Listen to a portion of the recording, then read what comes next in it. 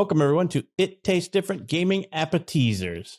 In this episode, we're going to talk about Microsoft releasing a statement saying that Game Pass missed the target. So, Microsoft was hoping for a 48% growth goal for Game Pass over the last 12 months, which ended June 30th.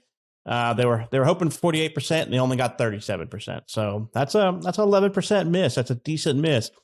But the company is kind of basing that off of previous years. Game Pass is going to be an oddball. Like in the previous 12-year period, which was basically 2019 to 2020, Game Pass subscriptions were up 86% when they only projected 71%. So, I mean, you can see how they kind of overestimated it and, they got a little overzealous, really. I mean, right? Technically, you can get Game Pass for $10 on the console, or if you have a PC or want to get games on console and PC, it's $15 a month. So, that's probably kind of somewhere where the miss is at, but I don't know. Let's kind of discuss what we think the reasoning behind the miss is. Why Microsoft projected it so high? I mean, maybe they were just hoping. We were hoping for 71% last year, and we got 86%. They should have been probably a little bit more on the conservative side because that was the whole revamp of Game Pass. I mean, Game Pass blew up last year and the year leading up to that. How could they hope to keep that growth potential going? They wanted to almost hit another 50%. They wanted their subs to increase almost 50% over what they were, and they just fell short of that. What are some things we think contribute to that? Nick, you want to kind of lead in and list out some things maybe you think that contributed to them missing the target this last fiscal year? I think, I think one of the main things is availability. And what I mean is for the new Series X, reading online and reading a lot of Reddit and other places like that, the series, a lot of people that are wanting a Series X missed out on the last iteration or the last couple of iterations of Xbox. And this is going to be their first console. So that's one they're looking for, right? They've kind of decided to this time around to kind of invest in Xbox as well as PlayStation. They're mainly PlayStation people, but they're kind of interested in the Xbox and Game Pass. So maybe that could be a factor, is that because of the pandemic and chip shortages and stuff like that, these consoles are still hard to find and not in everybody's hands. And there's still a lot of people looking for them. If these consoles were readily available, then they might have seen that uptick. And maybe gotten closer. I don't know if they would have gotten to their goal, but definitely a lot closer than 11% off. That could be a factor. I did see a survey that a prominent YouTuber did, asking if and he's got a lot of followers, quite a few followers, asking if they had Game Pass, and majority was no on that percentage. It was pretty high compared to the people that did have it. So there's still a lot of people out there that aren't invested in the Game Pass subscription model for whatever reason, whether they don't own an Xbox or they don't care about it on their PC, or, whatever the reasoning may be. And so I think for Microsoft also grabbing Bethesda, I think they thought they're going to get a ton of people moving over to Game Pass because of that. And I don't think, even though Bethesda's makes a lot of mostly good games and has a lot of studios under them and stuff like that, I almost feel like that didn't really move the needle for people, weirdly enough. They like Skyrim and all that stuff, but that really didn't seem to move the needle for them. I guess maybe when Bethesda brings out Starfield or something like that, that might make that jump. But the only thing they had, the only big release Bethesda had this year is Deathloop, and that came out on PlayStation 5. So, if that one, because it did get high critical praise and it came out day and date on Xbox, they could have potentially seen, a higher spike in that Game Pass subscription. What do you think, Patrick?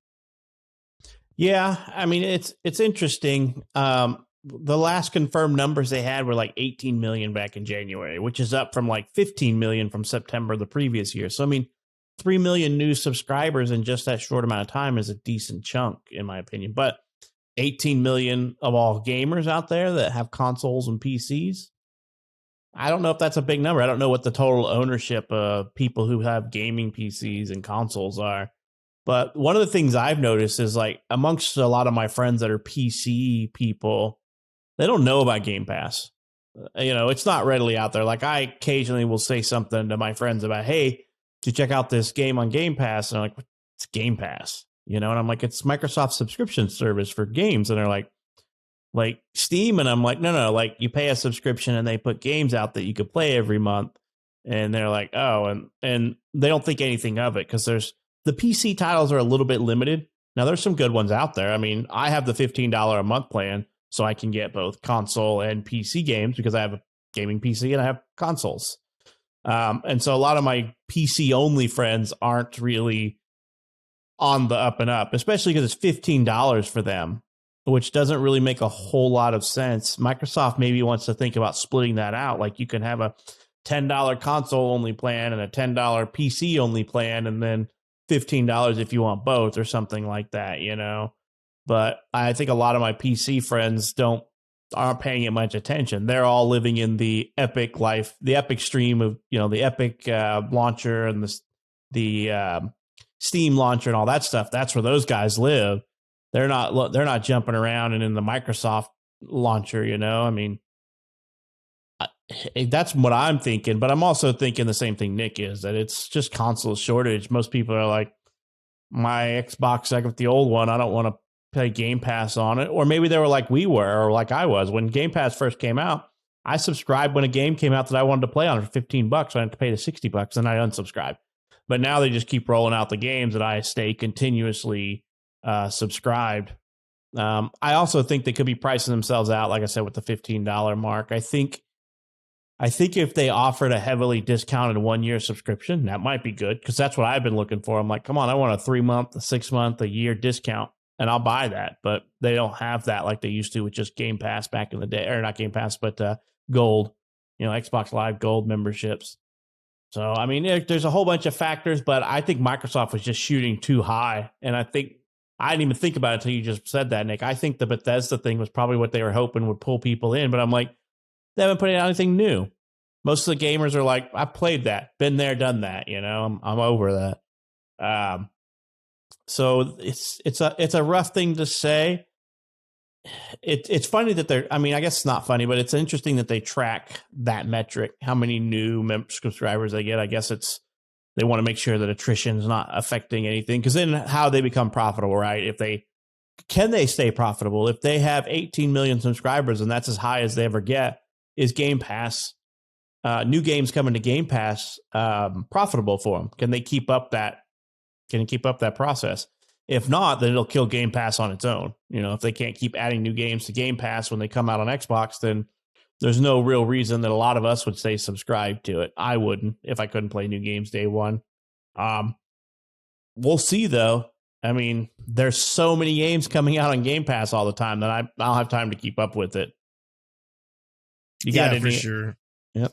What were you saying? Do I have any what? I was to say, do you have any other ideas on what might be, or some other thoughts on reasoning behind that? I mean, I don't know about you and your like PC gamer friends. Do you guys ever mention that to them and they're like, "What's this Game Pass?" Or no, I don't subscribe to that because of XYZ. Yeah, I mean, most of my PC gamer friends are not like huge gamers, so they just play a few games on PC, like an MMO or something like that, and that's about all their bread and butter is. Back what you were saying a minute ago, Xbox does have a just Xbox for PC subscription, and it is $10 a month or whatever. Okay. That gives you the Game Pass for PC and EA Play for PC. So they do have it. Maybe they need to advertise that more. That they do. I didn't even know plan. about it, and I'm an avid Xbox subscriber. And I didn't even know they had PC only. All I ever saw was Game Pass and Ultimate, and I thought, this is console and PC. So that's good to know. Yeah, Ultimate just gives you both, right? So, and I like Game Pass on PC. I do check it. Like, there's just a game I downloaded today, Everspace 2. They have the game preview on there, and so it's only on PC. The game preview is, even though I'm sure the game will come to Xbox. So I downloaded it because I'm like, oh, cool, I want to check it out. And they've had other games on there that I've played. They have Solitaire on there, which has like It's the new version, it's a little thing that has Solitaire and Free Cell and Spider and all the different, card. And I play that occasionally because I love Solitaire and Free Cell. I used to play it all the time when you're like just bored and you don't really want to play something complex. You're just like, I just want to play something, I'll turn it on and play some of that. So yeah, I mean, and ultimately it could just be that they set their mark too high. Maybe they were thinking that with everything they're going to have this huge increase, and they have had a huge increase. It just wasn't to what they were expecting. So maybe in the future, maybe they should set their sights a little low. But I think as these Bethesda games come out, like Starfield and the next Elder Scrolls and, whatever else comes out, and then, it'll probably be too late. But when Deathloop comes to Xbox and all these stuff and all these Microsoft first party titles, not the Forzas and stuff like that, but maybe Halo might boost some when it comes out in December. And then, the new Fable and stuff like that might boost some of those Game Pass subscriptions and Perfect Dark and stuff like that when all those come out. So I think maybe a lot of people might be just waiting on the fence, waiting for new stuff to come out before they, put their money down on it. Because right now, Microsoft, they don't really have any exclusives of their own out there. Really, it's been a while. The next one is Forza that's coming up, and then Halo. But until then, right now, we don't have anything besides there is stuff coming to Game Pass. We just don't have any Microsoft exclusive stuff, right? It's just third-party stuff that's coming in there, indie games and third-party games and stuff like that, which is cool and all because I play them and they're fun. But maybe other people are just holding out until something big arrives. Right. Yeah. And I mean, I don't know. I think a 37% increase in subscriptions is pretty huge. But maybe it's not for a newly minted subscription service. I don't know. I mean, to go from an 86% year to a 37%, I mean, you have to slow down at some point.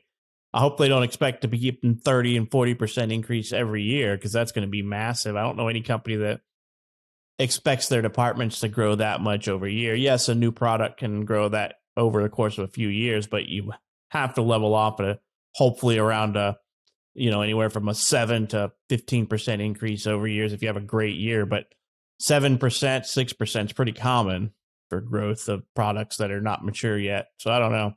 It'll be interesting to see what happens next year, though. I mean, yeah, we got those exclusives I think will drive it up.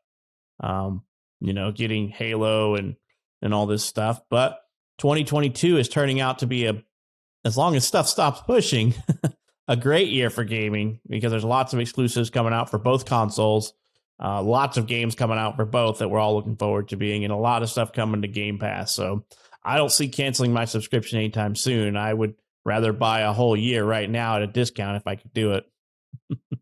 Yeah, for sure. Yeah, next year is going to be a big gaming year. Good for games, bad for my wallet. Yep. But with Game Pass, it makes it a little easier, a little lighter on my wallet. That's true. I'll also have to hit those PlayStation games. Unfortunately, they're going to kick my wallet in the rear. I wish they would do something similar to Game Pass for PlayStation and drop day one games. Me too. I wish they would, because I would definitely subscribe to it if they did. I mean, we have PlayStation 5s and I love my PlayStation 5, but I hate paying $70 for new games. It's just, especially when you have something like Game Pass. I know PlayStation has PlayStation Now, but I don't know. There's nothing on PlayStation Now that's really worth. I've looked at the selection of games. There's really nothing on there that really says, oh, I need to get that. They do have some older games that I wouldn't mind playing, but I just don't want to pay the subscription just to play those one or two old games that they have on there. So I'm just like, well, I'll wait until they have bigger and better titles. But PlayStation is starting to add a lot more to that. So, that might be, and you can, the PlayStation Now, a lot of them are streaming, but there's a lot now that they're making where you can download and play them. So. Right. Yeah. And PlayStation needs to get away from what Microsoft really did. Microsoft used to have the gold, and that's what PlayStation Plus is kind of equivalent to, is what I would say. I always get them confused, like the Plus and the Now. And I can't remember, and see, this is how much that I don't subscribe to either one. I used to do Plus. When we want to play a game together, I have to subscribe to a month of Plus, and then I get rid of it. But PlayStation Now doesn't come with Plus, right? So if I want Not to my knowledge, no. Okay. And I wish it did, because if it did, I would probably buy that subscription. I am subscribed to PlayStation Plus. I buy the 3-month ones, and I should probably cancel because I never play online unless there's something that we're going to play together. But yeah, I wish they were combined, because I probably would keep the subscription more than canceling it and kind of coming back if I had that PlayStation Plus included with or PlayStation Now included with my Plus. Then I would probably be like, okay, cool, I can download some games on there and play those. So right now, if you buy them each per month, it's $20, right? It's $9.99 for each. I know they offer and I know they offer basically they're each half off if you buy a year's worth of each. So, I think Microsoft, they don't have any competition in this market yet, so they can expect huge growth. So now PlayStation decides they're going to put together a subscription service for $10 a month.